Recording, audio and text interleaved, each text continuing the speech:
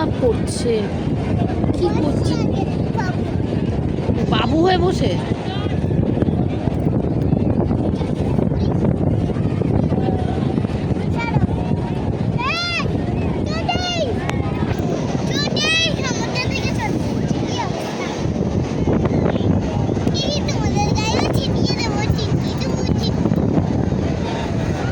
ইস মাম্মাম, জামা কাপড়গুলো পুরো নষ্ট হচ্ছে। খেলি কতক্ষণ চলবে এটা?